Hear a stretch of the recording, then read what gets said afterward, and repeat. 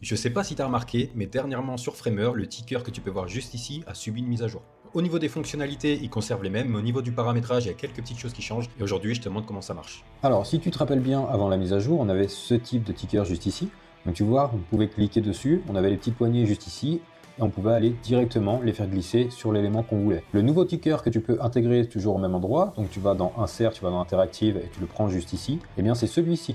Donc tu peux voir qu'on n'a plus les petites poignées, mais quand tu vas sur le côté, tu vois qu'on a des éléments, des placeholders qui sont déjà placés à l'intérieur. Ce qu'on va faire, c'est qu'on va récupérer notre élément, donc ici en l'occurrence la card, tu vas pouvoir la mettre directement à l'intérieur, et tu vas pouvoir aller supprimer les placeholders. Si je prévisualise, tu peux voir qu'il s'affiche bien juste ici. Il y avait également une différence au niveau de la configuration, tu peux voir que tu l'avais directement dans le panneau de droite juste ici pour l'ancienne version.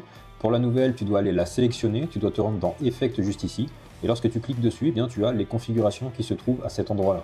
Et l'une des grandes nouveautés de cette mise à jour, c'est que tu peux directement intégrer une collection CMS, tu peux aller te rendre dans Effect, dans Ticker, et tu peux la transformer justement en ticker. Si tu veux modifier le sens de direction, ça se passe au niveau du layout. Donc ici, on voit que ça peut défiler soit vers la droite, soit vers la gauche. Et si je change la direction du layout, eh bien tu peux voir que dans Effect, ma direction change également. Ça va automatiquement aller chercher tout ce qui se trouve dans la collection CMS et le faire défiler à l'infini, comme tu avais l'habitude de le voir avec la précédente version.